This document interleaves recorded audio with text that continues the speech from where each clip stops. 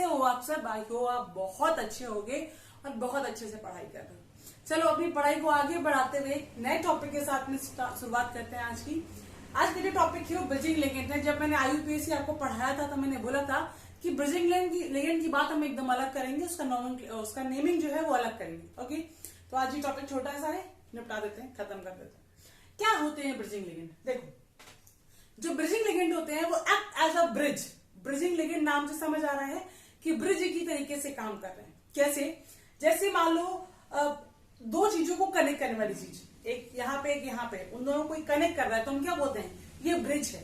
तो सिमिलर यहाँ पे भी है, अगर कोई दो चीजों को कनेक्ट कर रहा है तो उसे क्या बोलते हैं? ब्रिज। तो एक्ट एज अ ब्रिज कैसे कनेक्ट करेगा? यहाँ पे कनेक्ट करने का वे ये है कि भाई साहब एक मेटल ये है, एक मेटल ये है, अगर इन दो मेटल के बीच में एक लिगेंड आ जाए, ऑब्वियसली हम लोगों ने अभी तक क्या पढ़ा था कि एक मेटल है और एक मेटल से एक लिगेंड बॉन्ड बना रहा है, जैसे कि ये ऐसे, ठीक है। बट अब क्या हो रहा है? अब एक और आ जाए, यहां पे भी एक मेटल आ जाए, इस पूरे कंपाउंड को आपस में जुड़ना है तो क्या हो जाएगा? ये लिगेंड उससे बाइंड कर जाए तो ये लिगेंड इन दोनों के बीच के मेटल की क्या है? ब्रिज है। इसीलिए इस टाइप के लिगेंड्स को क्या बोलते हैं? ब्रिजिंग लिगेंड्स बोलते हैं। अब कुछ एग्जांपल्स आपके सामने लिखे हुए हैं ब्रिजिंग लिगेंड के। इनके अलावा भी बहुत सारे हो सकते हैं, लेकिन मैंने वही कुछ एग्जांपल लिए जो आप कॉमनली देखोगे, ठीक है। तो पहले जरा एक बार डेफिनेशन नजर मार लेते हैं। A bridging ligand is a ligand that connects two और more than two usually metal ions. Obvious सी बात है, हम कोऑर्डिनेशन कंपाउंड की बात कर रहे हैं तो मेटल और लिगेंड की बात करेंगे। तो दो मेटल को बीच में रखा और एक लिगेंड को रखा और दोनों को जोड़ दिया। अब आप बोलो कि नाम ये थोड़ा अजीब अजीब लग रहा है। बेटा क्यों अजीब लग रहा है? एक बात बताओ, जब आपने 11th क्लास में, राइट, 11th क्लास में पी ब्लॉक पढ़ा था तो क्या बनाना बॉन्डिंग टाइप की चीज नहीं पढ़ती? ऑब्वियसली यहाँ वो बात नहीं आएगी, लेकिन मैं सिर्फ आपको कोरिलेट करवा रही हूँ। जब आपने Al2Cl6 का स्ट्रक्चर पढ़ा था, AlCl3 का पढ़ा था, बोरॉन का स्ट्रक्चर पढ़ा था, तब भी तो आपने पढ़े थे कि दो आपके एटम थे, उनके बीच में एक तीसरा एटम आ रहा था नहीं आता? BCl3 में आ रहा था, Cl बीच में, बोरॉन AlCl3 में आ रहा था ना, Cl बीच में, Al। तो उसी टाइप का तो कुछ है यहाँ पे। अभी क्यों नया लगेगा? वहां पे जब एक एटम रह के दो से कनेक्ट हो सकता है तो यहाँ पे तो एक लिगेंड रह के दो से कनेक्ट हो सकता है। अब अगर कोरिलेट कर पाओगे तो आपको ये चीज नई नहीं लग रही होगी। कि जब हमको चीजें नई लगती है तो हमारा दिमाग थोड़ा देर से कनेक्ट करता है कि यार ये तो नया है, हमारे लिए टफ होगा। लेकिन जब चीजों को पीछे से रिलेट कर लेते तो लगता है अरे पीछे की तरह तो है, आ जाएगा आसानी से। तो ये बिल्कुल पीछे वाले की तरह है, पढ़ के आए हो, कोई नई बात नहीं पढ़ रहे हो आप लोग। बस यहाँ पे नाम दे दिया है कि जो बीच में एटम है वो क्या है? Bridging ligand. Okay, example H2O bridging ligand की तरह काम कर सकता है। OH negative, NO negative, X negative में F negative, Br negative, Cl negative. Bromine somewhat मैं बोलूंगी जितने भी यहाँ पे आयोडीन, मैं बोलूंगी ब्रोमीन है, जितने भी यहाँ पे लिखे हैं, एक कंडीशन लगती है बेटा कि ये लिखे तो ठीक है, लेकिन अगर बीच में आने वाला लिगेंड का साइज बड़ा है, जैसे हम ये बात बोलते हैं कि जिनके पास भी डोनेट करने के लिए चीजें हैं, साइट्स हैं, वो आराम से मेटल से बाइंड हो जाएंगे, डोनेट कर देंगे। लेकिन सारे आइटम नहीं यहाँ पे रह सकते हैं। एक साइज भी मैटर करता है। मान लो आपने इतना बड़ा साइज ले लिया है और इधर भी मेटल लगा है, इधर भी मेटल लगा है, तो बड़ा साइज उसको वहां रहने नहीं देगा, राइट। तो साइज भी बहुत बड़ा नहीं होना चाहिए ताकि रिपल्शन ना आए। तो साइज ठीक ठाक हो और उसके पास साइट हो दो जगह से जुड़ने के लिए, तो वो ब्रिजिंग लिगेंड की तरह काम कर सकता है आराम से। Cl नेगेटिव हो गया, C हो गया, Cl नेगेटिव हो गया, O2 नेगेटिव हो गया, SO3 नेगेटिव होगा, SO2 नेगेटिव, SO3 नेगेटिव हो गया, SO4 नेगेटिव हो गया। पाइराजीन हमने पढ़ा था मोनोडेंटेट लिगेंड में, रिंग बनी थी, दो नाइट्रोजन थे उसके पास में। हाइड्रोजन क्या हो गया? NH2 negative, NH2 negative, amido, इमिडो, इनके कॉम्प्लेक्स अभी हम पढ़ने वाले हैं, राइट। तो अब बढ़ते हैं अपने इंपॉर्टेंट पार्ट की तरफ, जिसकी वजह से आज ये लेक्चर आया है, इनका IUPAC कैसे लिखते हैं ब्रिजिंग लिगेंड का, और एक बात इसमें और आएगी, ऑक्सीडेशन स्टेट कैसे फाइंड करते हैं इनका। ओके, तो बढ़ते हैं अपने कॉम्प्लेक्स की तरफ। कॉम्प्लेक्स की तरफ बढ़ने की पहले एक छोटी सी बात बता दूं, जब भी कभी ये वाले कॉम्प्लेक्स आते हैं, ये वाले कॉम्प्लेक्स मतलब जैसे लिगेंड ब्रिज में रहते हैं, तो इनमें एक टर्म यूज करते हैं which is mu. Actually Latin word है, मैं यहां देती हूँ, ऐसे लगाते हैं, उसको बोलते क्या है? म्यू, ठीक है। ये लैटिन वर्ड है। जब भी कभी जो भी ब्रिजिंग लिगेंड बता, उसके पहले ये वर्ड, ये जो लेटर है, ये लगना जरूरी होता है, तभी इंडिकेट करता है कि अच्छा भाई ये ब्रिजिंग में आया हुआ है। ओके, तो 3 कॉम्प्लेक्स है। इस तरह कॉम्प्लेक्स मुझे नहीं मिले, आपको कहीं मिले तो जरूर बताइएगा, मैं सॉल्व करके दूंगी, आप खुद करना ट्राई।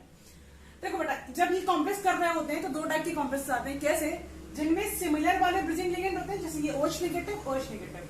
यस, ऐसे वाले ही कॉम्प्लेक्स है जिनमें ऐसा नहीं है कि सिर्फ ये वाला आपका ब्रिजिंग हुआ, यहां से बाइंड नहीं हुआ, क्योंकि अभी आपके सिलेबस में नहीं है, लेकिन जब आप BSc मान लो आपने किया, ग्रेजुएशन किया, तब ऑर्गेनोमेटेलिक की ब्रांच पढ़ते हैं, उसमें आपको पता चलता है कि यही सारी चीजें ऐसे क्यों ली जाती है, यही कॉम्प्लेक्स क्यों बनता है। बट अभी हमारे सामने है तो हम यही पढ़ते काम चला लेते हैं।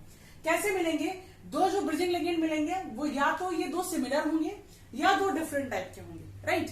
तो सिमिलर और डिफरेंट में बहुत ज्यादा फर्क नहीं है, अभी अपन नेमिंग करेंगे तो समझ आ जाएगा कि क्या हमें चेंजेस करना होता है। सबसे पहले हमारा मेन जो टारगेट आता है वो आता है पहचानना कि कटायन अनायन कौन है। तो बेटा लकीली इन सब में जो हमने कॉम्प्लेक्स लिया वो सब कटायनिक कॉम्प्लेक्स है, क्योंकि SO4 2 नेगेटिव, SO4 ट्वाइस है, दैट मीन ऊपर क्या आएगा 4 नेगेटिव, 3+ मान लो लिखा ही हुआ है, NO4 1 नेगेटिव, तो ऊपर क्या आएगा 4 पॉजिटिव, तो क्या आ जाएगा? ऑब्वियस सी बात है, सारे के सारे कटायनिक लिगेंड है।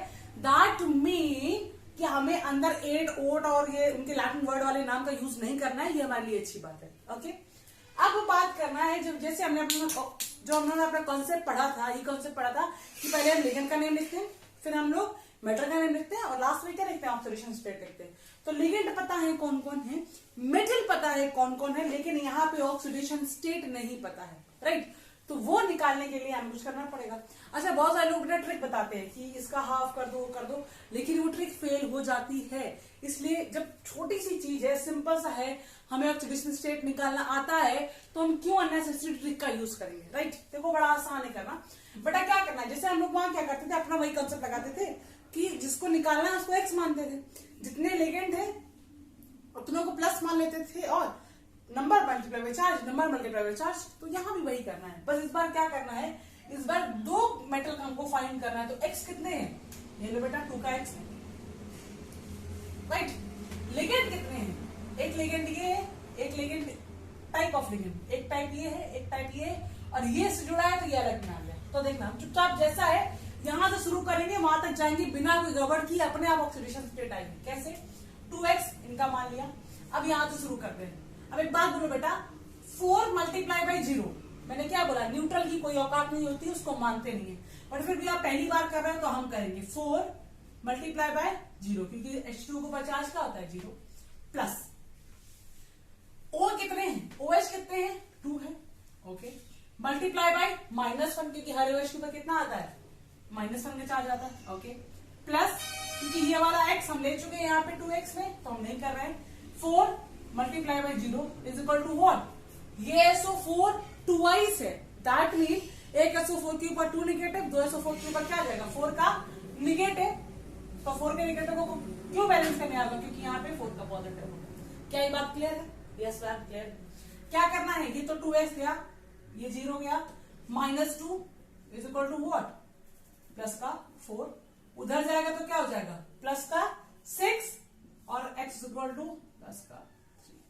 दैट मीन यहाँ पे जो दोनों आयरन है, एक आयरन का क्या है प्लस का 3 और दूसरा आयरन का भी क्या है प्लस का 3, तभी तो प्लस का 6 होगा।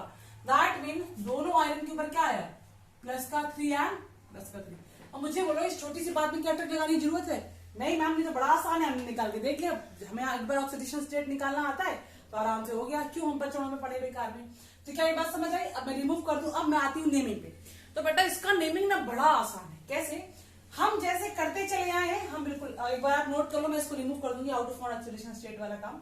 अब तो बेटा हम जैसे करते चले आए हैं, हम बिल्कुल वैसे ही करेंगे, कोई नया चीज नहीं है। कैसे? हम मानेंगे हम ये कर रहे हैं, क्या मानेंगे, एक वाला पहले स्टार्टिंग जहां से इधर से शुरू करते थे अपना लिखना, पहले कटायन फिर आनायन वाली बात, तो हम अभी भी इधर से इधर ही जाएंगे, बस जो उनको पहले मिलता जाएगा हम उसका नाम लिखते चले जाएंगे। कैसे? एक पार्ट हमारा ये है, एक पार्ट हमारा ये है, तो हम दोनों पार्ट को एक कनेक्ट, क्योंकि बीच में ब्रिजिंग है, उन ब्रिजिंग लिगेंड से कनेक्ट करते हुए दोनों पार्ट को लिख देंगे आज।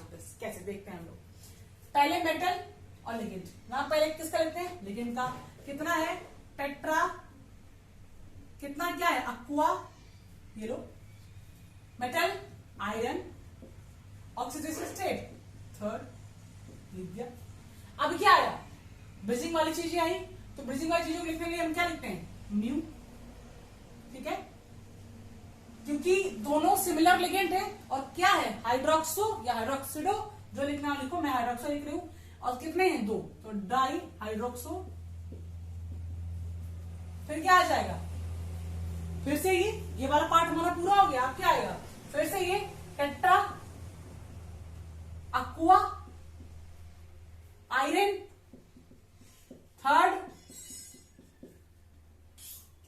ये आयन, ये हो गया हमारा काम। लास्ट में क्या लिखते थे, आयन लिखते थे, तो यहाँ पे आयन कौन है, सल्फेट, तो वहां सल्फेट लिख देंगे।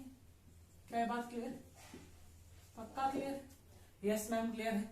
क्या इसमें कोई डाउट है? नहीं मैम कोई डाउट नहीं है, तो सही है। तो ये बार नोट कर लो, मैं आगे रख कर दूंगी, ठीक है।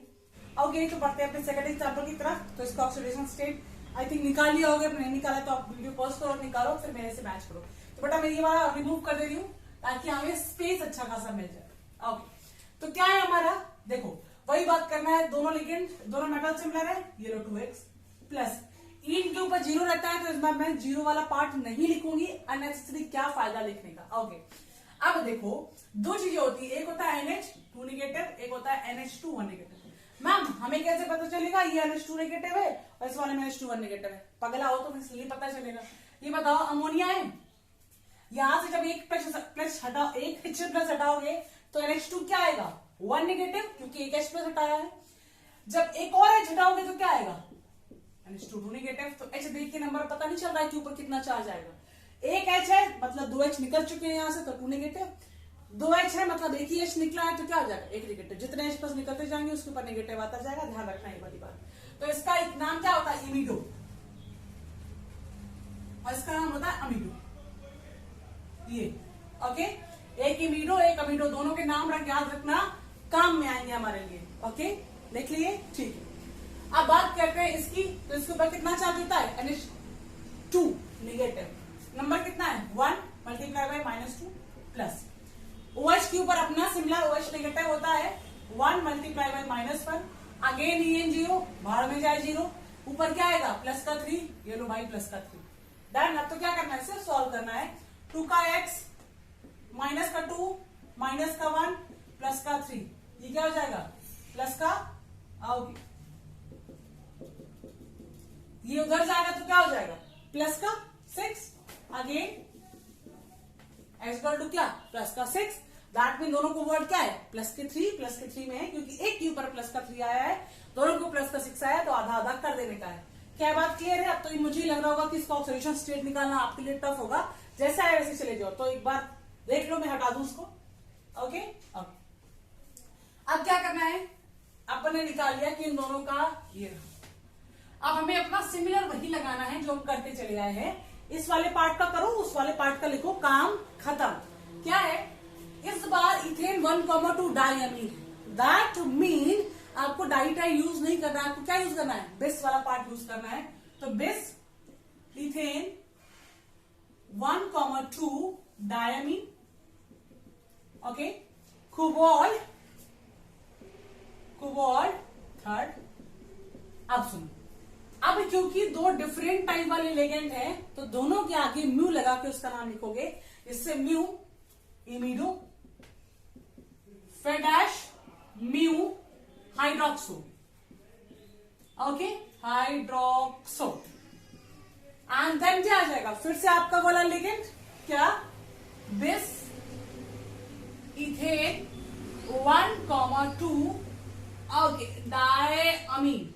सॉरी मैं वहां तक नहीं पहुंच पा रही हूँ, मैं इधर लेके आ जा रही हूँ डायमीन के बाद में, हालांकि नाम पूरा वही रहेगा, बट ऑब्वियस सी बात है, स्पेस प्रॉब्लम, राइट।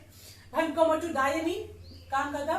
कोबाल्ट अपना थर्ड।